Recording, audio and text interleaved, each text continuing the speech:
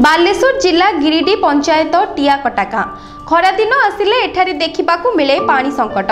गाँव रे 700 रु ऊर्ध्व लोके बास करती, तेबे पानीय जल पई एठारे कोनोसी जल प्रकल्प नाही। पानीय जलर उत्स कहले गाँव रे रहिछि 2टी नलकूप, सेथिरु गोटे दीर्घ दिन हेब अचल होई पड़ी रहितिबा बेले अन्यटी रहिछि अंगनवाड़ी केन्द्र मध्यरे। अंगनवाड़ी खोले तो पानी मिले, नहले बंद। तेबे प्रबल खरारे भूतल जलस्तर कमिगले एही नलकूप भी आउ पानी जोगाई पारेनि। पानी समस्या आमर बहुत अभाव। जिते अंगनवाड़ी हवा परठू आम मैंने अंगनवाड़ी जिते खोला अच्छे से आम पानी नेउचे आउ जिते चाबी पड़ी से आम कौन कर पहाड़ गोटे चुआ खोलाई से अन्य जीवजंतु आसी से परिस्रा करुँच पत्र नाल अभाव पड़ी दल जमुची से अपरिष्कार पानी आम पीऊचे।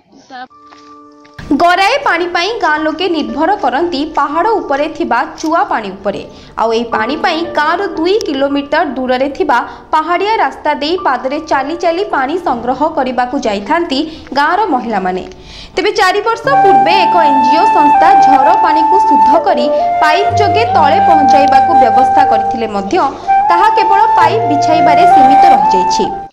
कोन करबा पानी हम लागे हम सुविधा नाही आसे पहाड़ गाँव टियल का नहीं टियल तो अंगनवाड़ी टियल अच्छी एटा तो तांकर छुट्टी हेले ताला पके देउचंती ताला पड़ी जाउछ हम केउठ पानी नबा से उड़ी के आसी नउछ चुआर। ते पानी पाई संघर्ष करुथिबा टियाकटा ग्रामवासी समस्या केबे दूर हेबो ताहा देखिबाकू बाकी रहिला। बालेश्वरु विशंबर दास को रिपोर्ट, मेट्रो टीवी।